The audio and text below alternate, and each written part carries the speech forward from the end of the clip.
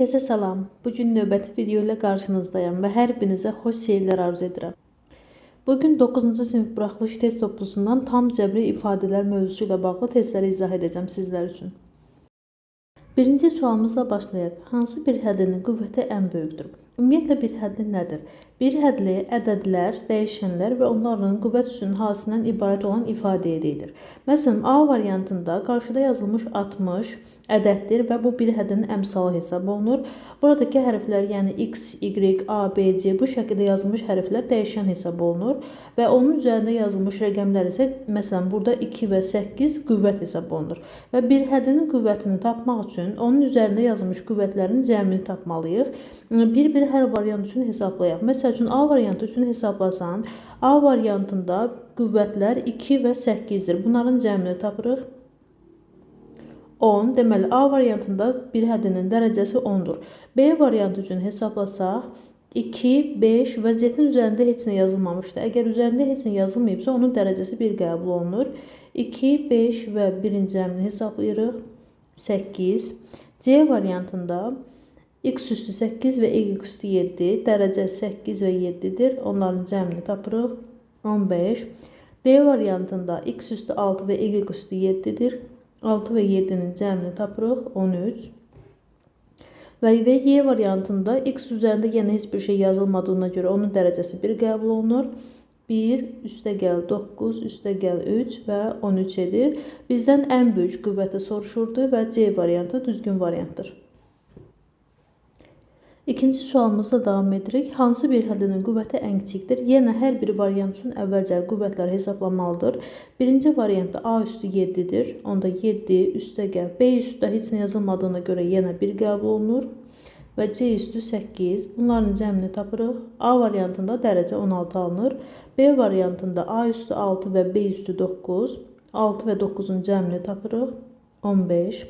C variantında A üstü 9-dur. B üstü heç nə yazılmayıb və C-də də yenə eyni qayda ilə. Onda bu deməkdir ki, hər ikisinin dərəcəsi 1-dir. 11 alınır. D variantında A üstü 5 və C üstü 8-dir. 5 və 8-i toplayırıq. 13.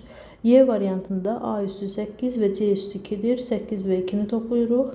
10. Bizə sualda ən kiçik dərəcəni istəyirdi və gördüyümüz kimi ən kiçik dərəcə Y variantındadır. 10. Növbəti sualımız isə müxtəsər Ruma düsturu ilə bağlıdır. Bu sualı həll etmək üçün biz əvvəlcə müxtəsər Ruma düsturunu bilməliyik. Bu düsturumuz cəmin kvadratı adlanır. Bunu hesablamaq üçün necə edirik? Əvvəlcə birinci həddin kvadratı. Birinci həddimiz A-dır. A-nın kvadratı yazılır. Ondan sonra birinci və ikinci həddin hasilinin 2 misli. İkinci həddimiz isə B-dir. Yəni A-nı B-yə vururuq və onu 2-yə vururuq. 2AB. Üstəgəl ikinci həddin kvadratı, yəni B-nin kvadratı yazılır. İndi isə bu düsturu sualımıza tətbiq edək. Əvvəlcə birinci həddin kvadratını yazmalıyıq, yəni mənfi x-in kvadratı və mənfi x-in kvadratını hesablayanda müsbət x-in kvadratı alınır. Yadda saxlayaq ki, heç bir ədədin kvadratı mənfi alına bilməz, yəni üstü cüt olanda, dərəcə cüt olanda mənfi silinir. Ondan sonra birinci və ikinci həddin hasilinin 2 mislini yazmalıyıq. Birinci həddimiz mənfi x-dır, ikinci həddimiz isə 4-dür. 4-ü mənfi x-a vuranda alınır mənfi 4x. 2 misli, yəni mənfi 4x-ı da 2-yə vursaq alınır mənfi 8x. Üstəgəl ikinci həddin kvadratı, yəni 4-ün kvadratı 16. Deməli, alındı x-in kvadratı, çıxılsın 8x, üstə gəlinsin 16. Düzgün variant C variantı. Dördüncü suala davam edirik. A üstü 8, 9 olarsa A üstü 16-nın qiymətini hesablayın. Fikirləşirik, 8-dən 16-nı necə ala bilərik? 8-i 2-yə vursaq 16 alınır. Deməli, bunu bu şəkildə yazırıq. A üstü 8-in kvadratı. Buna qüvvətin qüvvətə yüksəldilməsi deyilir. Yəni 8-i 2-yə vuruq 16 alınır. Yəni 2 dənə üst-üstə bu şəkildə qüvvət yazılıbsa, o üstlər bir-birinə vurulur. Və A üstü 8-in qiyməti 9-dursa, onda A üstü 8-in yerinə 9 yazırıq və üzərindəki kvadrat da 9-un üzərinə gəlir. Yəni 9-un kvadratını hesablamalıyıq. 9-un kvadratı 81. Düzgün variant C variantı. İndi isə 5-ci suala baxırıq. A üstü 9, 6 olarsa A üstü 18-i hesablayın. Yenə düşünürük. A üstü 9-dan A üstü 18-i necə ala bilərik? 9-u 2-yə vurmaqla 18 ala bilərik. Onda A üstü 18-i A üstü 9-un kvadratı şəklində yazırıq. Dedik ki, qüvvəti qüvvətə yüksəltmə zamanı onda vurulur. Yəni burada 9 2-yə vurulur, 18 alınır. A üstü 9-un qiyməti 6 olaraq verilib. Onda A üstü 18-in qiyməti də 6-nın kvadratı edəcək. Yəni 36. Düzgün variant D variantı. İndi isə 6-cı suala baxırıq. Hansı münasibət doğrudur? Bunun üçün bütün variantları hesablamaq lazımdır. A variantında verilib 3 üstü 5 vurulsun 8 üstü 5. Əgər hər ikisinin üstü eynidirsə, yəni qüvvətlər eynidirsə, onda bu qüvvəti mötərizə xaricində yaza bilərik. Və mötərizənin içərisində isə 3 və 8-i yazırıq. Alınır 24 üstü 5. Amma A variantı yanlışdır. Çünki A variantında 24 üstü 10 verilib. B variantına baxaq. Bu şəkildə veriləndə, yəni üst-üstə 2 dənə qüvvət verilibsə, onda bu üstlər bir-birinə vurulur. Yəni 3 üstü 4-ü vururuq 7-yə, 28 alınmalıdır. B variantı da yanlışdır, çünki 3 üstü 11 yazılıb. C variantını hesablayaq, bölmə şəklində verilib. Yadda saxlayaq ki, əgər əsaslar eynidirsə, bölmə zamanı üslər bir-birindən çıxılır. Burada əsaslar eynidir, yəni üçlər eynidir. Üstlərini çıxmalıyıq, yəni 20-dən 5-i çıxmalıyıq. Alınmalıdır 3 üstü 15. Amma C variantı da yanlışdır, çünki cavab olaraq 3 üstü 4 verilib. İndi isə D variantına baxaq. 9 üstü 7 bölünsün 9 üstü 7. Əsaslar yenə eynidir. Onda üslər bir-birindən çıxılır. Yəni 7-dən 7-ni çıxırıq, alınır 0. Və yadda saxlayaq ki, istənilən rəqəmin üstündə 0 yazılıbsa, onun qiyməti 1-ə bərabərdir. Və D variantında cavab olaraq 7 üstü 0 verib. Amma yenə də doğrudur. Çünki 7 üstü 0 da 1-ə bərabərdir. Yəni 9 üstü 0 da 1-dir. 7 üstü 0 da 1-dir. Yəni 1 1-ə bərabərdir. Deməli D variantı doğru variantdır. İndi isə Y variantını hesablayaq. Y variantında 5 üstü 6 vurulsun 5 üstü 3 verilib və əsaslar eyni olduğu zaman vurulanda üstlər toplanılır. Yəni 5 üstü 6 və 3-ü toplayıb 9 yazırıq. Amma Y variantına düzgün cavab olaraq 5 üstü 18 verilib. Deməli bu variant da yanlışdır. Sualımızın doğru cavabı D variantıdır. Növbəti sualımıza davam edirik. Hansı münasibət doğrudur? Yenə əvvəlcə bütün variantları bir-bir hesablayıb baxmalıyıq. A variantında yazılıb ki, 2 üstü 7 vurulsun 5 üstü 7. Və əsaslar müxtəlif, amma dərəcələr eynidirsə, onda dərəcəni ümumi mötərizənin üzərində yazırıq və mötərizənin içərisində isə əsasları yazırıq. Yəni 2 vurulsun 5 şəklində yazırıq. 2-ni 5-ə vurduqda alınır 10, yəni 10 üstü 7. Amma A variantında cavab olaraq 10 üstü 14 verilib. Onda A variantı yanlışdır. B variantını hesablasaq, 7 üstü 5 bölünsün 7 üstü 5 və əgər əsaslar eynidirsə, onda bölmə zamanı üslər bir-birindən çıxılır. Yəni 5-dən 5-i çıxırıq, alınır 0. 7 üstü 0 isə 1 deməkdir. Yəni istənilən ədədin üstü 0 olanda 1-ə bərabərdir. Və burada variantda cavab olaraq 5 üstü 0 verilib və 5 üstü 0 da 1-ə bərabərdir. Deməli 7 üstü 0 da 1-dir, 5 üstü 0 da 1-dir. Onda belə çıxır ki, cavab doğrudur.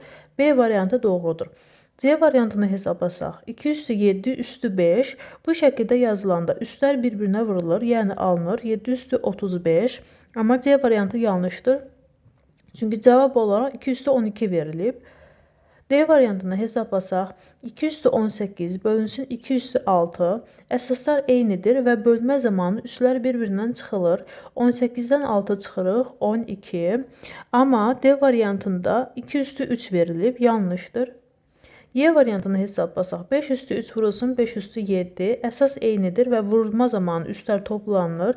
Yəni 3 və 7-ni toplayırıq, alınır 5 üstü 10. Y variantı yanlışdır. Çünki cavab olaraq 5 üstü 21 verilib. Sualımızın düzgün cavabı B variantı. İndi isə 8-ci suala baxırıq. A çıxılsın B 2,2 olarsa 4A çıxılsın 4B ifadəsinin qiymətini tapın və verilmiş bu ifadədə görürük ki, 4-lər eynidir. Onda 4-ü ortaq vuru çıxardırıq, yəni mötərizə xaricindən çıxardırıq. Onda birinci tərəfdə qalır A, ikinci tərəfdə isə çıxılsın B qalır. Və yuxarıda gördüyümüz kimi A çıxılsın B-nin qiyməti də 2,2-dir. Onda A çıxılsın B-ni götürüb yerinə 2,2 yaza bilərik. Yəni 4-ü 2,2-yə vurmalıyıq və alınır cavab 8,8. Onda 8-ci sualın düzgün cavabı D variantı. 9-cu sualda da eyni qaydanı tətbiq edirik. Əvvəlcə 5-i ortaq vura çıxardırıq. Onda qalır mötərizə daxilində x çıxılsın y və x çıxılsın y-in qiyməti isə 6,5 verilib. Onda 5-i 6,5-ə vurmalıyıq və alınır cavab 32,5. 9-cu sualın düzgün cavabı D variantı. 10-cu sualla davam edirik. A üstü 3, B üstü 17 və C üstü 3 bir həlləsinin qüvvətini tapın. Dedik ki, bir həllinin qüvvətini tapmaq üçün onun üstündəki qüvvətlərin cəmi tapılmalıdır. Yəni 3 üstəgəl 7 üstəgəl 3-ü hesablayırıq. 13 alınır. Deməli, 10-cu sualın düzgün cavabı D variantıdır. 11-ci sualda C2 olarsa ifadəsinin qiymətini tapın. Əvvəlcə bu ifadəni sadələşdirmək lazımdır. 3C olduğu kimi qalır və mötərizə qarşısındakı 2-ni mötərizənin içinə vurub açmaq lazımdır. Əvvəlcə birincini birinciyə vururuq, yəni 2-ni 3-ə vururuq, 6. Ondan sonra birincini ikinciyə vururuq, yəni 2-ni mənfi C-yə vururuq, alınır mənfi 2C. Müsbəti mənfiyə vuranda mənfi alınır, ona görə mütləq 2C-nin qarşısında mənfi yazılmalıdır. Ondan sonra ifadəni sadələşdiririk, C-lər 1 hesablanır, yəni 3C-dən 2C-ni çıxırıq, alınır 1C. Və 6 isə yanında olduğu kimi yazılır. C plus 6 və indi isə C-nin qiymətini yazırıq yerinə. C-nin qiyməti 2 olaraq verilib. Onda 2 üstə gəlinsin 6, alınır 8. Düzgün variant B variantı. Növbəti sualımıza davam edirik. 12-ci sual. Hansı bir həddinin qüvvəti ən kiçikdir? Yəni, əvvəlcə bütün variantlarda bir həddilərin qüvvətlərini tapmaq lazımdır. A variantı ilə başlayaq. X üstü 10 və y üstü 2 verilib. Üstləri toplamalıyıq. Yəni, 10 və 2-nin cəmini tapırıq. 12. B variantında x üstü 6, y üstü 3 və z üstü 1 verilib. Və cəmini tapırıq. 6, 3 və 1-in cəmi 10 edir. C variantında x üstü 5 və y üstü 9-dur və 5 və 9-un cəmini tapırıq, 14. D variantında x üstü 7 və y üstü 6-dır, 7 və 6-nın cəmini tapırıq, 13. Y variantında x üstü 8 və y üstü 7-dir, 8 və 7-nin cəmini tapırıq, 15 və bizdən ən kiçik olanı istəyirdi, onda düzgün variant B variantı, burada dərəcə 10-dur. İndi isə 13-cü suala davam edirik. X mənfi 1 olduqda ifadəsinin qiymətini hesablayın və ifadədə harda x verilibsə, onların hamısını götürüb yerinə mənfi 1 yazmalıyıq. Birinci hissədə 3 vurulsun, x üstü mənfi 6-dır, yəni mənfi 1 üstü 6 çıxılsın. 11 vurulsun, x üstü 3-dür, yəni mənfi 1 üstü 3 və 9 vurulsun, x üstü 7 olduğuna görə, onda da x-i götürüb yerinə mənfi 1 yazırıq, mənfi 1 üstü 7. İndi isə sadələşdirək. Mənfi 1 üstü 6-nı hesablayanda, yəni mənfi 1-i 6 dəfə öz-özünə vurmaq lazımdır. Yadda saxlayaq ki, əgər dərəcə cütdürsə, onda mənfi silinir. Və 1-i də 6-cı dərəcədən qüvvətə yüksəldəndə onsuz da 1 alınır. Yəni 3 vurulsun 1, çıxılsın 11 vurulsun. Mənfi 1-in kubu, yəni mənfi 1-i 3 dəfə öz-özünə vurmaq deməkdir. Və üstü tək olduğuna görə mənfisi qalır. Alınır mənfi 1. Üstə gəl 9 vurulsun. Burada da yenə mənfi 1 üstü 7 yazılıb. Üstü təkdir, onda mənfi qalır. Və 1-i 7 dəfə öz-özünə vuranda da yenə 1 alınır. Amma mənfi olduğuna görə qarşısına mənfi də yazılmalıdır. Və mənfini mənfiyə vuranda müsbət alınır. Yəni mənfi 11 və mənfi 1 bir-birinə vurulanda alınır müsbət 11. 9-u mənfi 1-ə vuranda alınır mənfi 9. Onda sadələşdirsək, 3-ün üzərinə 11 gəlirik, 14. 14-dən 9-u çıxırıq, alınır cavab 5. Deməli, sualımızın düzgün variantı D variantı. İndi isə növbəti sualımız 14-cü sualla davam edirik. Çoxhədlisi ilə bir həddisinin qüvvətlərinin cəmini tapın. Əvvəlcə çoxhəddinin qüvvətini tapmalıyıq. Bunun üçün mötərizə xaricindəki olan 2A kubunu mötərizənin içindəki hər bir həddə vurub açmalıyıq. Əvvəlcə birincini birinciyə vururuq, yəni 2A kubunu 3B kvadratına vururuq. Əmsallar bir-birinə vurulur. 2-ni 3-ə vurduq 6, yanında isə A kubu və B kvadratı, yəni hərflər olduğu kimi yazılır. Daha sonra isə birincini ikinci həddə vururuq. Yəni 2A kubunu mənfi 2AB-yə vurmalıyıq. Yenə əmsalar bir-birinə vurulur. 2-ni mənfi 2-yə vurduq. -4 və A kubunu isə A üstü 1-ə vurmalıyıq. Yadda saxlayaq ki, əgər üzərində heç bir dərəcə yazılmayıbsa, bu o deməkdir ki, həmin dəyişənin dərəcəsi 1-dir. A kubunu A üstü 1-ə vurma zamanı isə əsaslar eyni olanda vurma zamanı üstlər bir-birindən toplanılır. Yəni 3 üstəgəl 1 olur və A üstü 4 yazılır. Və gördüyümüz kimi yanında B üstü 1 də var. Onu da olduğu kimi yazırıq. Daha sonra isə birinci həddi 3-cü həddə, yəni 2A kubunu A kubuna vurmalıyıq. Yəni əsaslar eynidir və vurma zamanı üstlər toplanmalıdır. Qarşıdakı 2 əmsal olaraq olduğu kimi qalır. Və 3 və 3-ü toplayırıq, olur A üstü 6. İşarəsi isə müsbət, çünki burada A kubunun işarəsi müsbətdir. Alınır 2A üstü 6. Deməli, çoxhəddini sadələşdirdik. Bundan sonra isə çoxhəddinin dərəcəsini təyin etməliyik. Çoxhəddinin dərəcəsi nədir? Çoxhəddinin dərəcəsi onun içindəki bütün bir həddlərin dərəcələrinin ən böyüyüdür. Hansı bir həddin dərəcəsi ən böyükdürsə onu seçəcəyik. Əvvəlcə hər bir həddin dərəcəsini hesablayaq. Birincidə yazılıb ki, 6A kubu B kvadratı üstlər toplanmalıdır. Yəni 3 və 2-ni topladıq 5. İkinci həddə A üstü 4 və B üstü 1-dir. Yəni üstlər toplanılır. 4 və 1-i topladıq. Yenə 5.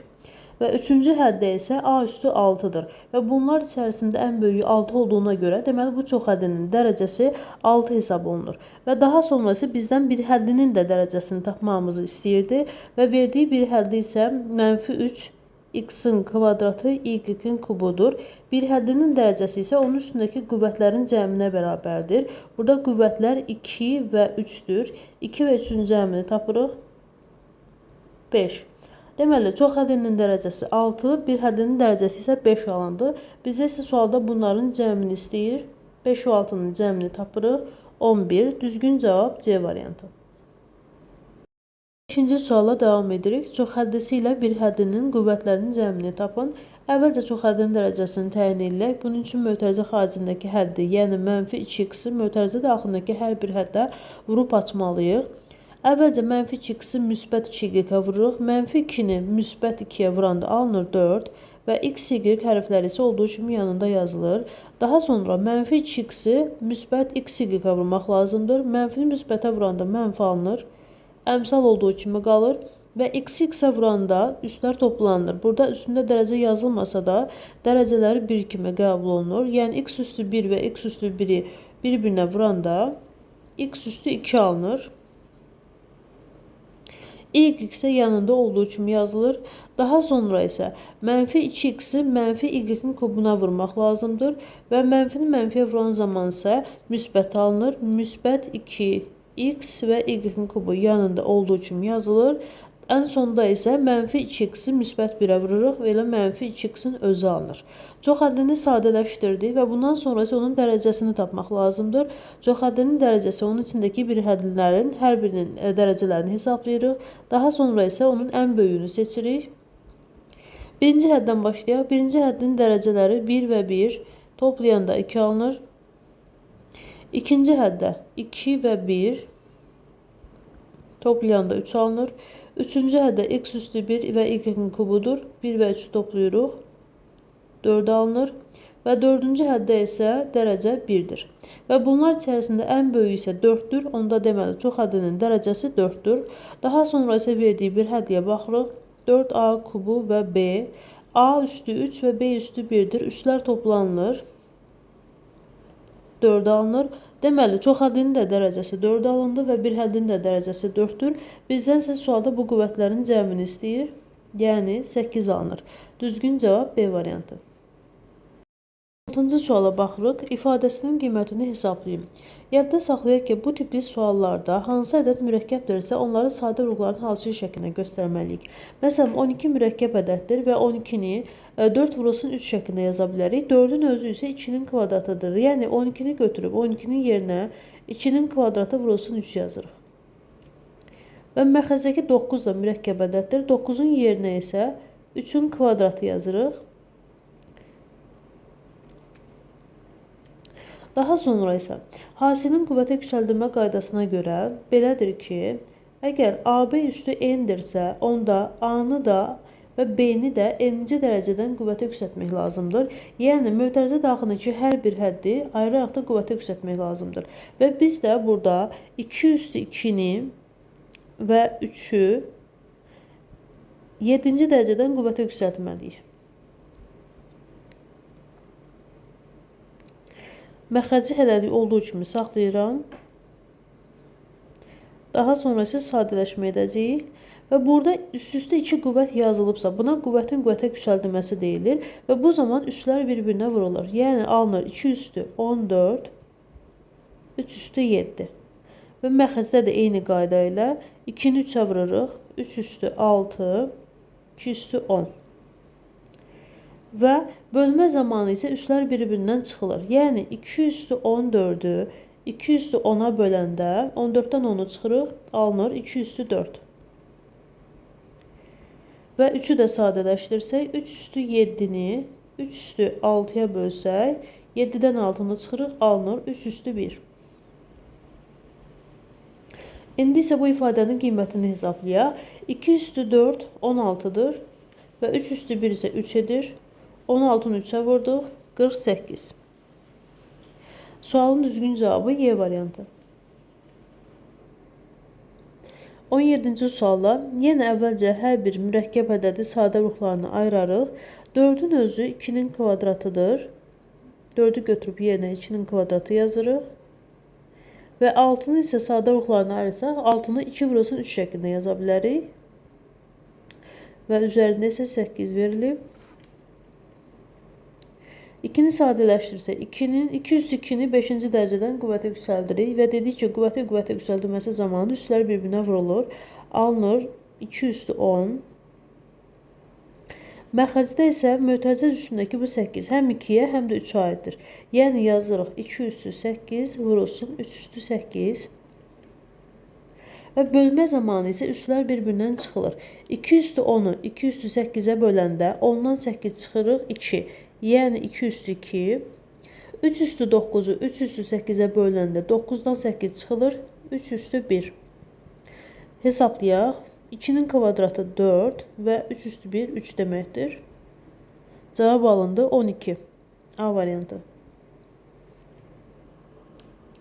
Növbəti sualımız isə 18-ci sualdır. İfadəsinin qiymətini hesablayın. Bu tipli suallarda diqqətli olaq. Məsələn, burada yazıb -6-nın kvadratı. Bu iki yazılış arasında fərq var. Mötərizəli və mötərizəsiz olanda fərqli hesablanır. Məsələn, belə yazılıbsa, bu deməkdir ki, -6-nı -6-ya vururuq və cavab alınır müsbət 36. Çünki mənfini mənfiyə vuranda müsbət alınır. Amma əgər mötərizə qoyulmayıbsa, bu deməkdir ki, buradakı kvadrat mənfiyə aid deyil, sadəcə 6-ya aiddir. Yəni, mənfi sadəcə bir dənə yazılır olduğu kimi və 6-nı 6-ya vururuq, alınır 36. Amma qarşısındakı mənfi işarəsi qalır. Deməli, bunu hesablayanda alındı -36. Daha sonra isə yazılıb ki, -1 üstü 14. Əgər mənfi ədədin dərəcəsi cütdürsə, onda müsbət alınır. Yəni, -1-i 14 dəfə öz-özünə vuranda alınacaq müsbət 1. Sonra isə -4-ün kubu və yenə -1 ədəd verir və üzəri təkdir. Əgər dərəcə təkdirsə, onda mənfi qalır. Və 4-ün kubu isə 64-dür. Və gördüyümüz kimi 2 dənə mənfi ədəd var. -36 və -64. Bunların hər ikisini toplayıb qarşısına mənfi yazırıq. Çünki mənfi ilə mənfini toplayanda mənfi alınır. Alınır -100 və müsbət 1. Biri mənfi, biri müsbət olanda böyükdən kiçiyə çıxıb böyüyün işarəsini yazırıq. Yəni 100-dən 1-i çıxırıq 99 və qarşısında isə mənfi işarəsi yazırıq. Çünki böyüyün işarəsi mənfi idi. 18-ci sualın cavabı A variantı. 19-cu sualla davam edirik. Belə bir ifadə verilir və bunun qiymətini hesablamalıyıq. Əvvəlcə -3 üstü 6-dan başlayaq. Dedik ki, əgər dərəcə cütdürsə, onda cavab müsbət alınır. Yəni, buradakı 6 bu mənfini silir və sadəcə biz bunu 3 üstü 6 kimi yazırıq. 27 mürəkkəb ədəddir və 27-nin özü 3-ün kubudur və üzərində bir dənə də kub var. 81 isə özü 3 üstü 4-dür, üzərində 2 var və 243 isə 3 üstü 5-dir. İndi isə sadələşmə aparaq. 3 üstü 3'ü 3-cü dərəcədən qüvvətə yüksəldəndə dedik ki, üslər bir-birinə vurulur, yəni alınır 3 üstü 9. Aşağıda isə 4'ü 2'yə vururuq, 3 üstü 8 və 3 üstü 5 olduğu kimi qalır. Sürətdə 3 üstü 6'nı 3 üstü 9'a vuranda əsas eynidir, yəni 3 olduğu kimi qalır. 6 və 9 isə toplayırıq, yəni 15. Məxrəcdə isə 3 üstü 8 və 5'i toplayırıq, alınır 13. Və bölmə zamanı isə üslər bir-birindən çıxılır. 15'dən 13'ü çıxanda qalır 2, yəni 3 üstü 2. 3 üstü 2 isə 9 deməkdir. 19-cu sualın düzgün cavabı Y variantı. 20-ci suala davam edirik. Əvvəlcə mənfi 5 üstü 5 hesablayaq. Dedik ki, əgər mənfi ədədin dərəcəsi təkdirsə, onda mənfi qalır. Mənfi ədədin dərəcəsi cütdürsə, onda cavab müsbət alınır. Burada dərəcə tək olduğuna görə mənfi qalacaq. Və 125'in özü isə 5'in kubudur. Və üzərində bir dənə də kub verilib. 25 özü isə 5'in kvadratıdır. Üstü 4 verilib. 625 isə 5 üstü 4'dür. İndi isə sadələşmə aparaq. Mənfi olduğu kimi qalacaq qarşıda. 5 üstü 5'i hələlik olduğu kimi yazıram. Və 5 üstü 3 üstü 3 alınır 5 üstü 9. Məxrəcdə isə 5 üstü 2 üstü 4 alınır 5 üstü 8. Üstlər bir-birinə vurulur yəni. İndi isə sürəti sadələşdirək. 5 üstü 5'i 5 üstü 9'a vuranda 5 olduğu kimi qalır və üslər isə toplanır. 9'un üstünə 5 gəldi 14. Məxrəcdə isə 8 və 4'ü toplayırıq. Alınır 12. Və dedik ki, bölmə zamanı üslər çıxılır. Mənfi qalmalıdır. 14'dən 12'ni çıxdıq. 5 üstü 2 alınır. Və bu da mənfi 25 deməkdir. Düzgün cavab C variantı.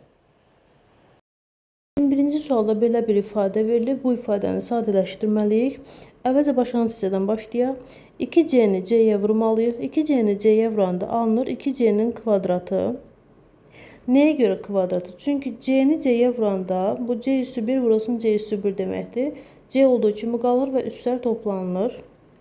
Daha sonra 2C-ni 3'ə vurmalıyıq. Əmsalar bir-birinə vurulur. Yəni 2'ni 3'ə vurduq. 6, yanında isə C yazılır. Burada mənfi işarəsini olduğu kimi yazırıq. Bu hissədə diqqətli olaq. Bu çox həddinin çox həddiyə vurulmasıdır. Əvvəlcə hər bir hədd bir-birinə vurulacaq. Lakin mötərizənin qarşısında mənfi işarəsi olduğuna görə hər bir hədd əks işarə ilə dəyişəcək. Birinci olaraq birinci həddi birinci həddə vururuq. Yəni 2C-ni C-yə vururuq. Alınır 2C-nin kvadratı. Sonra birincini ikinciyə vururuq. Yəni alınır 2C-ni 5'ə vuranda 10C. Sonra ikinci həddi birinci həddə vururuq. Yəni mənfi 1'i C-yə vururuq. Alınır mənfi C. Və ikinci həddi ikinci həddə vururuq. Yəni mənfi 1'i 5'ə vururuq. Alınır mənfi 5. İndi isə biraz daha sadələşdirmə aparsaq və görərik ki, mötərizənin qarşısında mənfi işarəsi var. Onda bütün hədlər əks işarə ilə dəyişəcək. Yəni mötərizənin içərisində müsbət 2C kvadratı olacaq. Mənfi 2C kvadratı. Müsbət 10C olacaq mənfi 10C, mənfi C olacaq müsbət C, mənfi 5 olacaq müsbət 5. Və buradakı mənfi 5 olduğu kimi qalır, çünki o mötərizə daxilində deyildi, ona görə onun işarəsi dəyişməyəcək. Müsbət 2C-nin kvadratından mənfi 2C-nin kvadratını çıxanda bunlar toplayanda 0 alınır. Çünki əks ədədlərin cəmi 0-a bərabərdir. 6C-dən 10C-ni çıxanda alınır mənfi 4C və mənfi 4C-nin də üzərinə 1C gələndə alınır mənfi 3C. Müsbət və 5 və mənfi 5 bir-birini silir, çünki əks ədədlərdir, cəmi 0-a bərabərdir. Deməli, alındı mənfi 3C, sualın cavabı A variantı. 22-ci sualda buna bənzər bir sualdır. Yəni əvvəlcə başlanğıc hissədən başlayıram. 2B-ni B-yə vururam, alınır 2B-nin kvadratı. Çıxılsın. 2B-ni 1'ə vuranda alınır 2B. Mənfi 2-ni hələlik olduğu kimi saxlayıram. Baxın, burada yazılıb B çıxılsın 1 və B üstə gəlinsin 1. Əgər 2 eyni həddi bir dəfə toplayıb bir dəfə çıxırsa, bu bizə müxtəsər umma düsturu verir. Hansı düsturdur? A-nın kvadratı çıxılsın B-nin kvadratı bərabərdir A çıxılsın B, A üstə gəlinsin B. Və gördüyümüz kimi bizə düsturun bu hissəsini verib, bizi başlanğıc hissəsini yazmalıyıq. Yəni hər bir həddin üzərinə kvadrat vurub, ortalarına isə mənfi yazmalıyıq.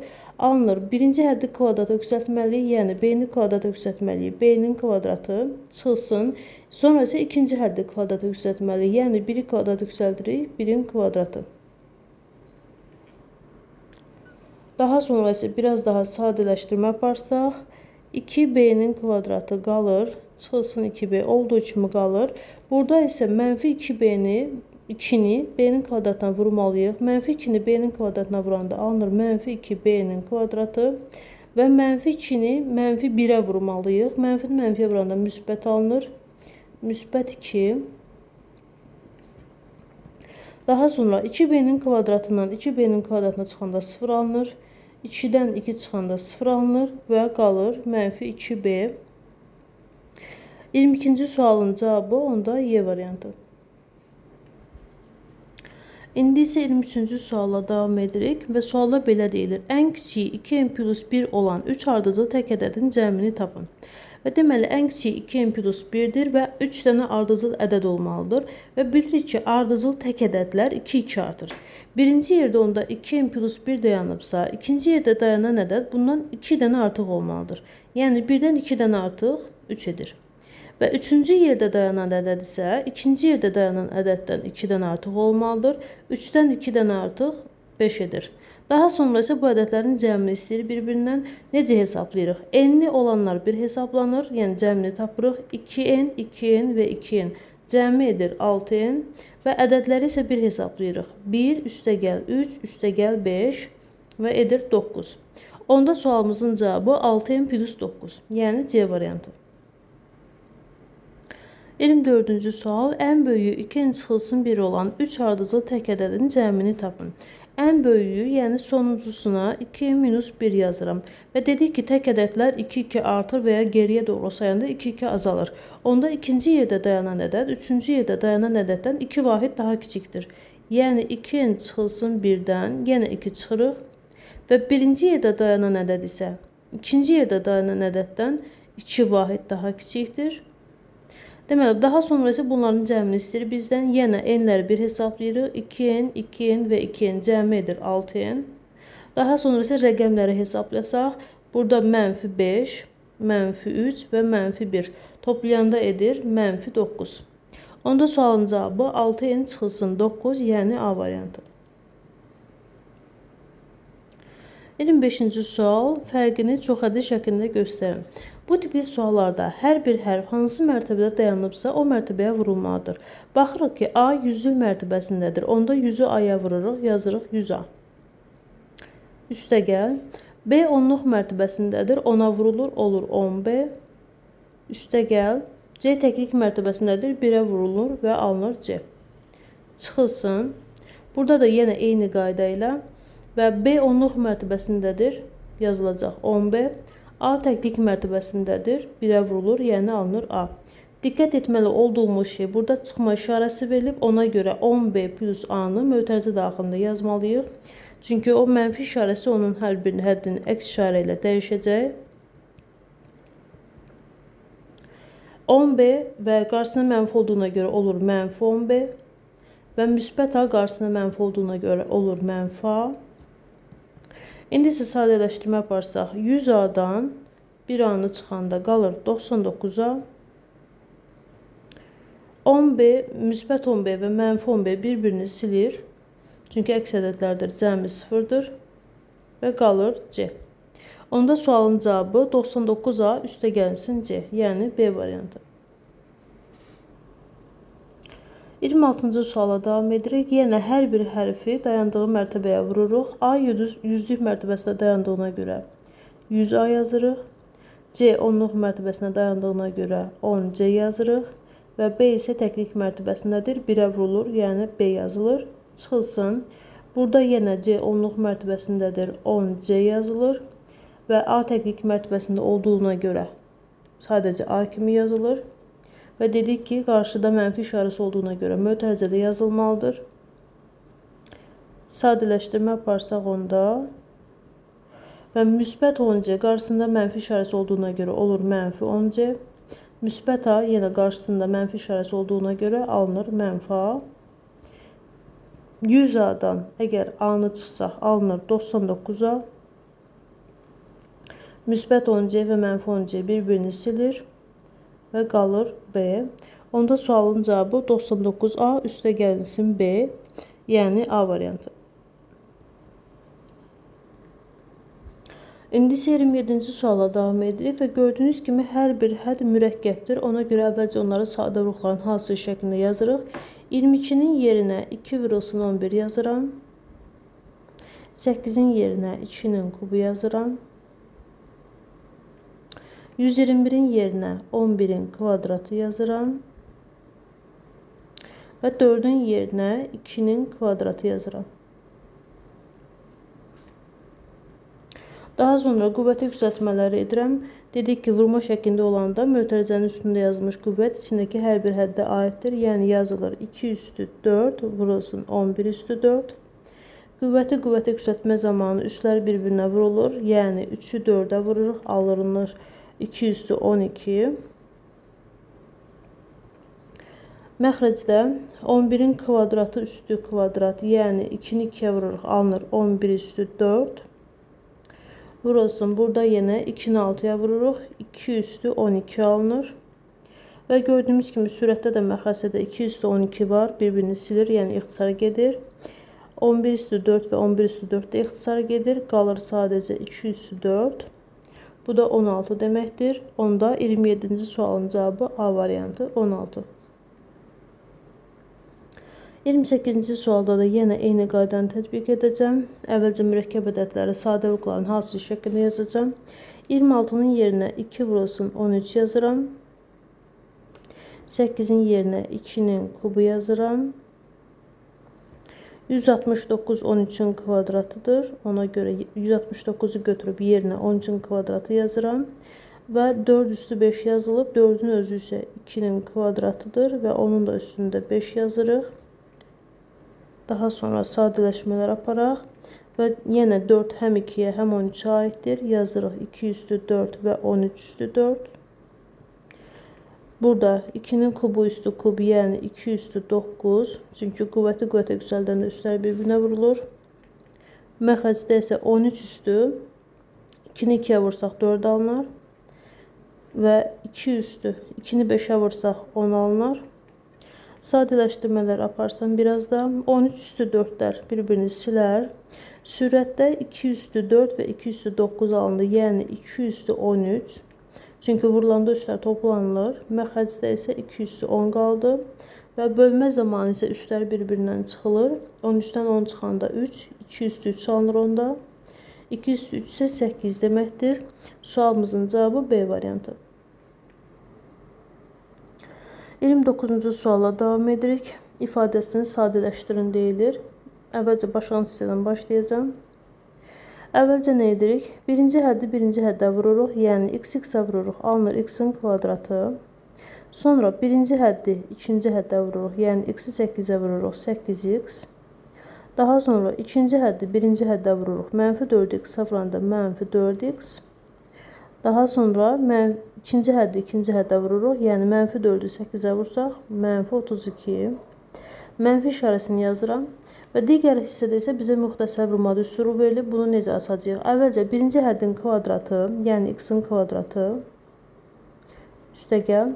Birinci və ikinci həddin hasinin 2 misli, yəni 2-ni x-a vururuq. 2x və 2 misli olur 4x.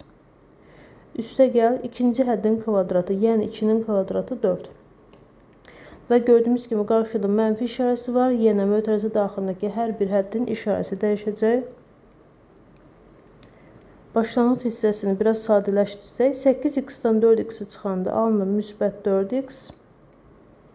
Mənfi 32 hələlik olduğu kimi qalır. Və x-in kvadratının işarəsi dəyişməlidir. Olacaq mənfi x-in kvadratı. Müsbət 4x qarşıda mənfi işarəsi olduğuna görə olur mənfi 4x.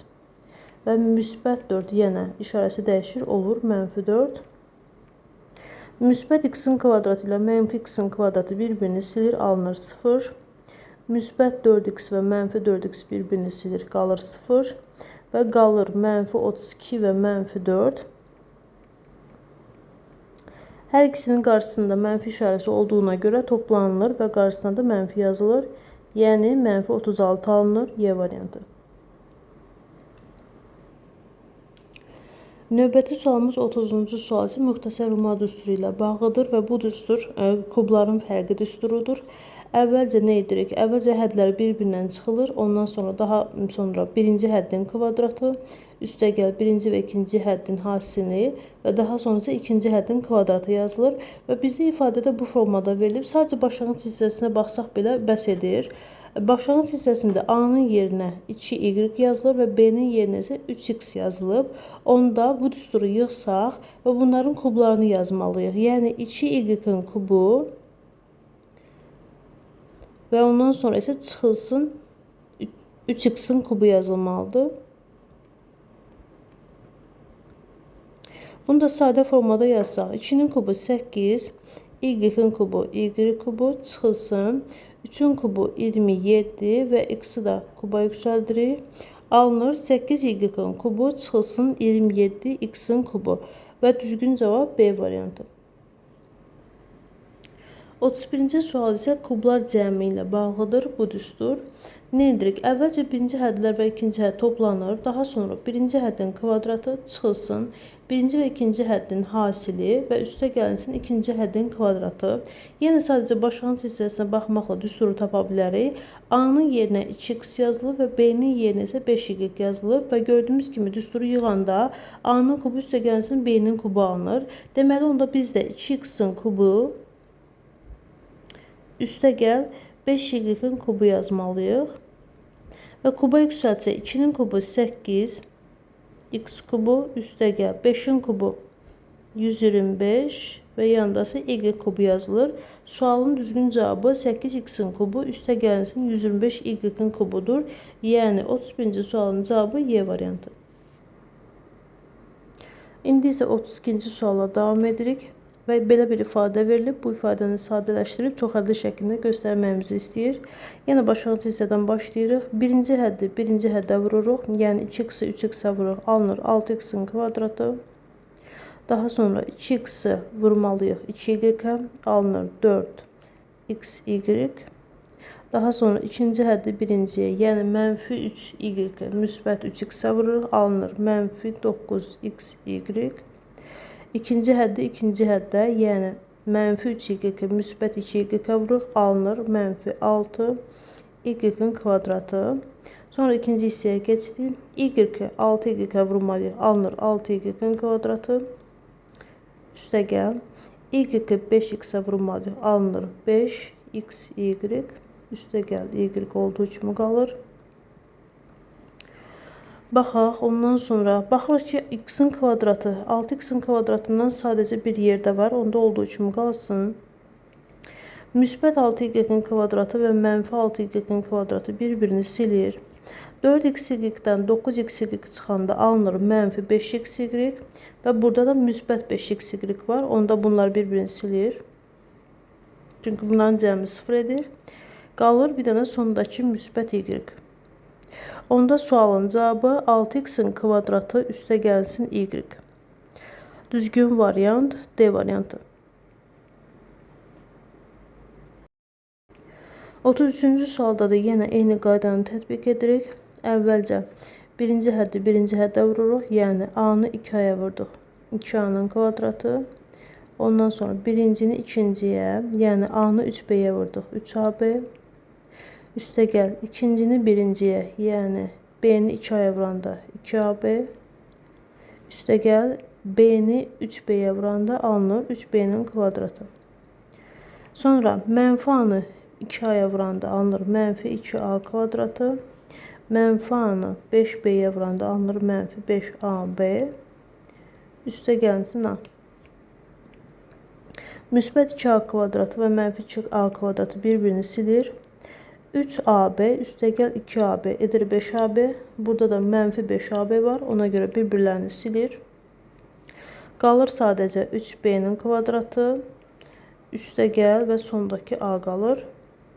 Onda sualın cavabı 3B kvadratı üstə gəl A, yəni C variantı.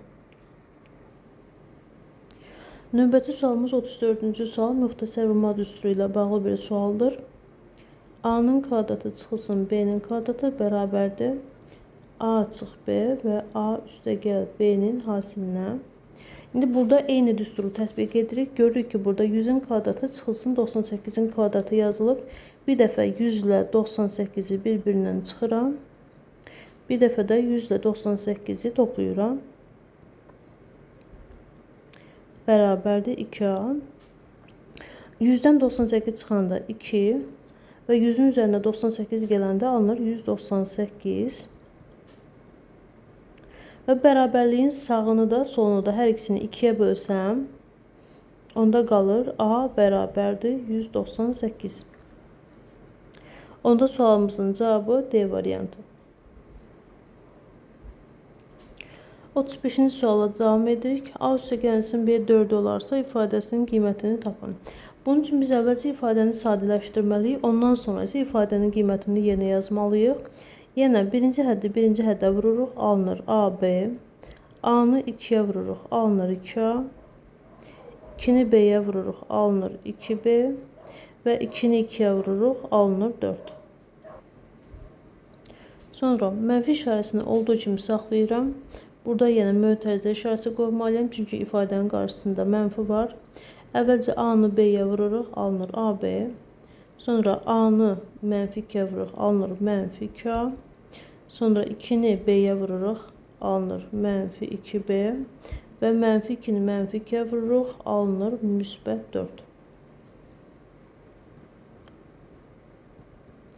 Daha sonra biraz daha sadələşmə edəcəyik. Və mötərizənin qarşısında mənfi olduğuna görə alınır müsbət AB idi mötərizənin içərisində, amma qarşısında mənfi olduğuna görə olur mənfi AB. Mənfi 2A əks işarə ilə dəyişir, olur müsbət 2A.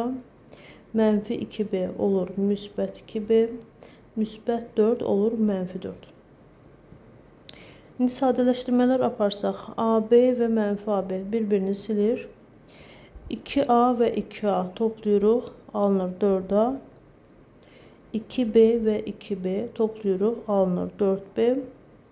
Müsbət 4 və mənfi 4 bir-birini silir. Deməli, qaldı 4A üstəgəlsin 4B. Buradan da 4'ü ortaq vurub çıxarsaq, alınır A plus B.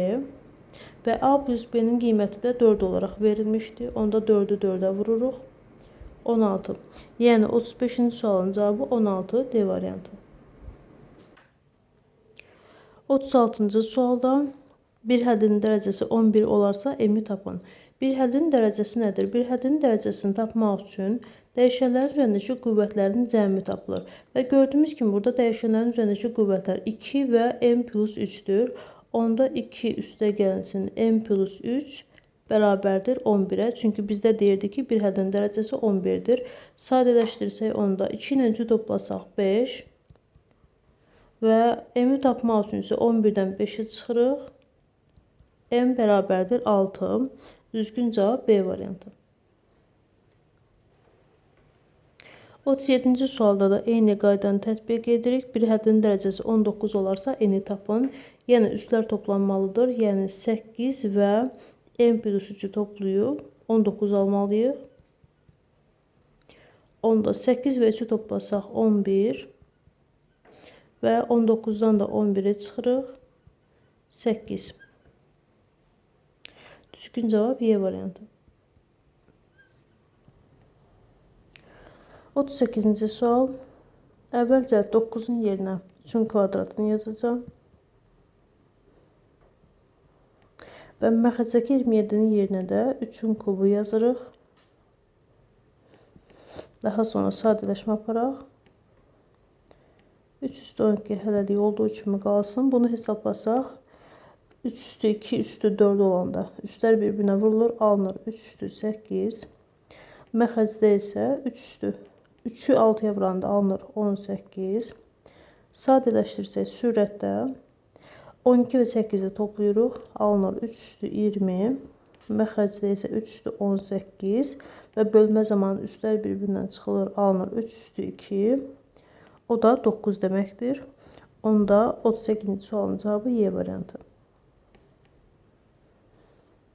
39-cu sualda da yəni eyni qaydanı tətbiq edirik. 5 üstü 12-ni olduğu kimi yazıram.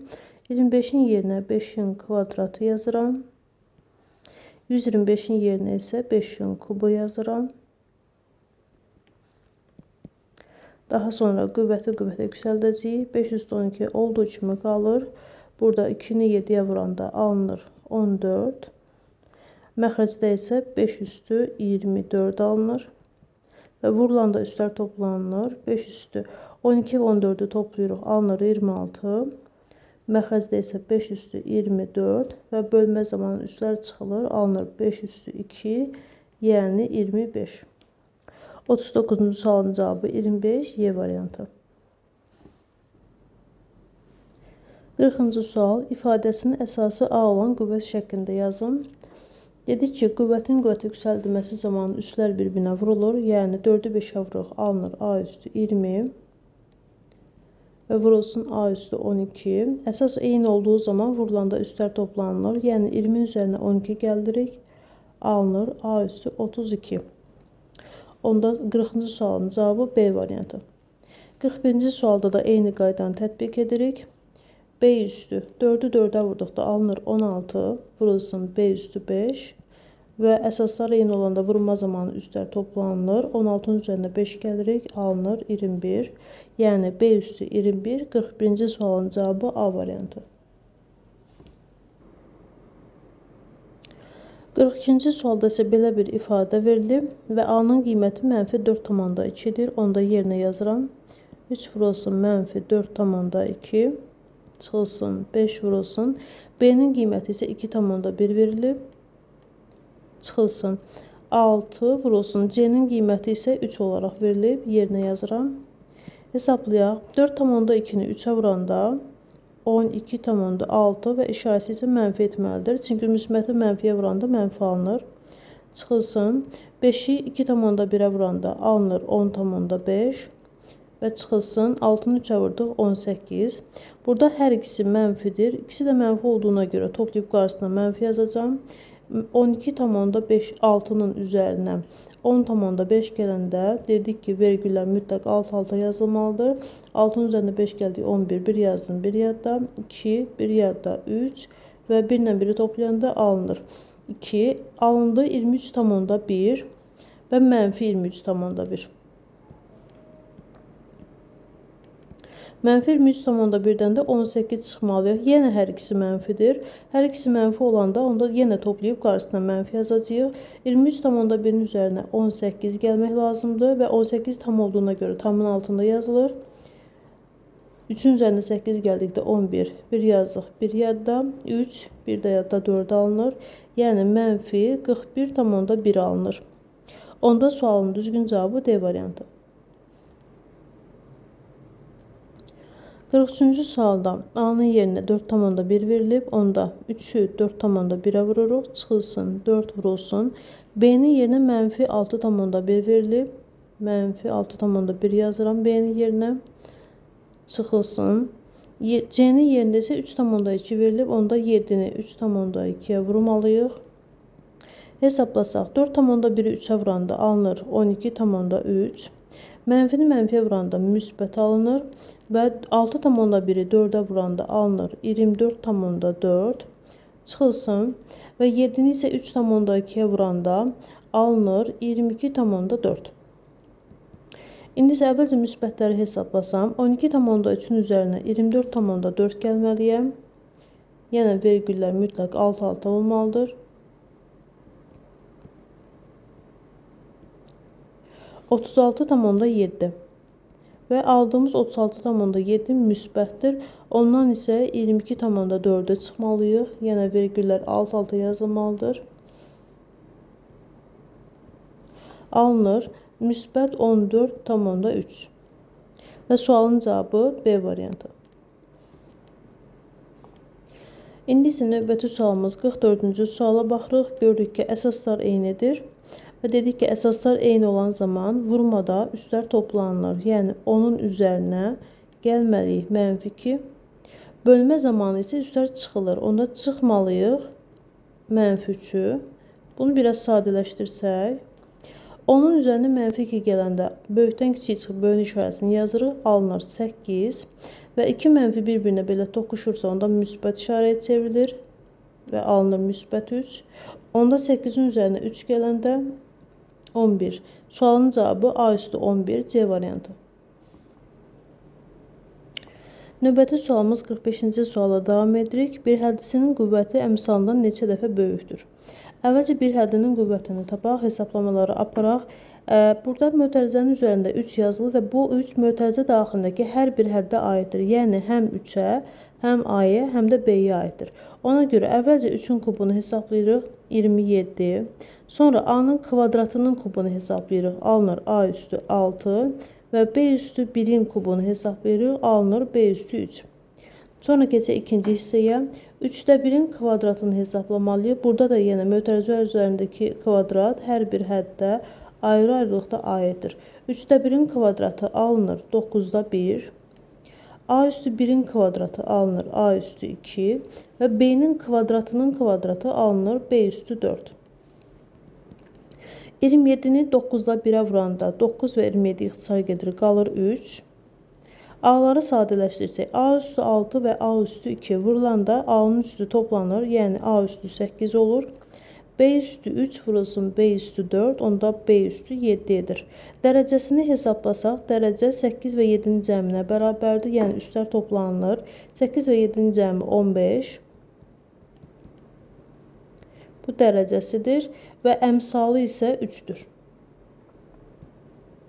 Əmsal qarşıda yazılan ədəddir. Bizdən sualda soruşur ki, qüvvəti əmsalından neçə dəfə böyükdür? Yəni 15 3-dən neçə dəfə böyükdür? 15-i 3-ə bölsək 5. Sualın cavabı onda 5-dir. B variantı. Növbəti sualımız 46-cı sualda da yenə hər bir həddi ayrı-ayrılıqda kuba yüksəldəcəyik. Mötərizə daxilindəki hər bir hədd kuba yüksəlməlidir.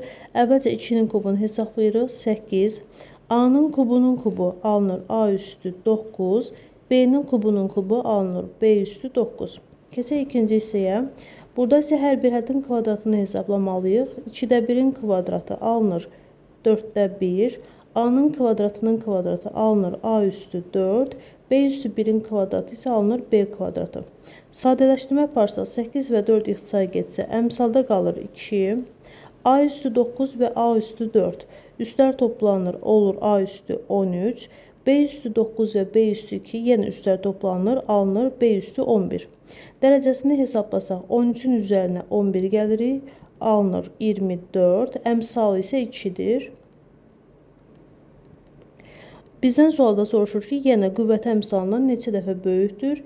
24-ü 2-yə böldükdə 12. 46-cı sualın cavabı 12 Y variantı.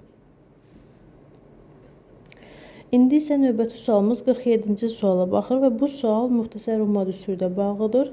Kvadratların fərqi düsturu ilə bağlıdır. Kvadratların fərqində deməli əvvəlcə hər iki həddi bir dəfə çıxırıq, bir dəfə isə toplayırıq, bir-birinə vurulur və bizə isə verilib ki, n bərabərdir 2 üstü 12 çıxılsın 1. Əslində burada 1-in üzərində kvadrat var. Sadəcə 1-in kvadratı 1-ə bərabər olduğuna görə yazılmır. 12-ni nəyin kvadratı kimi göstərə bilərik? 12-ni 2 üstü 6-nın kvadratı kimi göstərə bilərik. İndi isə müxtəsər umma düsturunu tətbiq edəcəm. Yəni bir dəfə bu hədlər bir-birindən çıxılacaq, bir dəfə də toplanılacaq. Yəni yazıram 2 üstü 6 çıxılsın 1, 2 üstü 6 üstə gəlinsin 1. 2 üstü 6 64-dür. 64-dən 1 çıxanda alınır 63 və yenə 64-ün üzərinə 1 gəlirik, alınır 65. Və bizdə sualdan soruşur ki, aşağıdakilərdən hansı tam ədəd deyil, yəni bölünmür. Baxaq. A variantını yazıb 21 və 63 21-ə bölünür. Ona görə bu hasil də 21-ə bölünəcək. B variantında yazıb n bölünsün 13. 65 13 vurulsun 5 deməkdir. Ona görə həm 5-ə bölünür, həm də 13-ə bölünür. Yəni B variantında tam olaraq bölünəcək. C variantında yazıb 45. Diqqət edəsək 63-ü vuruqlarına ayırsaq 63 9 vurulsun 7-dir. Və 65 isə 13 vurulsun 5-dir və vuruqlar içərisində 9 və 5 olduğuna görə alınan hasil onda 45-ə bölünəcək. Amma D variantına baxsaq, Nə 63-ün, nə də 65-in vuruqları içərisində 11 yoxdur. Onda deməli bu hasil 11-ə bölünməyəcək. Yəni düzgün cavab D variantıdır. Növbəti sualımız 48-ci sualda eyni şərtlə bağlıdır və soruşur ki, aşağıdakilərdən hansı tam ədəddir? Və burada gördük ki, 63-ün vuruqları içərisində 9 və 7 var və 65-in vuruqları içərisində isə 5 və 13 var və B variantına diqqət etsək, B variantında n bölünsün 13 yazılıb və bu hasil 13-ə bölünəcək, çünki vuruqlar içərisində 13 var. Düzgün cavab B variantıdır. Niyə digərlərinə bölünmür? Çünki diqqət etsək, digərləri cüt ədəddir. 18, 14, 10 və 26 və baxanda görürük ki, burada heç bir vuruq cüt deyil və vuruqlar içərisində 2 olmadığına görə onda cüt ədədə də bölünməyəcək. Yəni sualımızın cavabı B variantı. Növbəti sualımız 49-cu sual yenə müxtəsər Roma düsturu ilə bağlı bir sualdır. Kvadratların fərqi düsturudur. Bir dəfə hədlər bir-birindən çıxılır, bir dəfə isə toplanılır və gördüyümüz kimi bizdə bir dəfə x-dan 2-ni çıxıb, bir dəfə isə toplayıb. Onda deməli hər bir həddə ayrı-ayrı kvadrata yüksəldi və ortalarına isə mənfi işarəsi yazmaq lazımdır. Yəni x-i kvadrata yüksəldirik, x-in kvadratı və 2-nin kvadratı isə 4 və ortada isə mənfi işarəsi yazılır. Digər hissədə isə x-in kvadratı üstə gəlsin 4 verilib və yenə gördüyümüz kimi eyni həddə bir dəfə toplanılıb, bir dəfə də çıxılıb. Onda yenə birinci hədd kvadrata yüksəlir, yəni x-in kvadratının kvadratı hesablanır. Çıxılsın ikinci həddin kvadratı, yəni 4-ün kvadratı. X-in kvadratının kvadratı edir x üstü 4 və 4-ün kvadratı isə 16 edir. Sualımızın cavabı x üstü 4 çıxılsın 16, Y variantı. 50-ci sualda da yenə eyni qaydadır. Bir dəfə hədlər toplanıb, bir dəfə çıxılıb. Onda nə edirik? Birinci həddin kvadratını yazırıq, yəni y-in kvadratını çıxılsın. Sonra ikinci həddin kvadratını yazırıq, yəni 3-ün kvadratını. 3-ün kvadratı da 9-dur. Yerinə birbaşa 9 olaraq da yaza bilərəm. Və yanda isə y-in kvadratı plus 9 verilib. Baxırıq ki, yenə eyni həddin bir dəfə toplayıb, bir dəfə çıxıb. Onda yenə birinci həddi kvadrata yüksəldirik. Yəni y-in kvadratının kvadratı çıxılsın 9-un kvadratı. Y-in kvadratının kvadratı alınır y üstü 4 və 9-un kvadratı isə 81 və ortada da çıxma işarəsi olmalıdır. Onda sualımızın cavabı y üstü 4 çıxılsın 81, A variantı.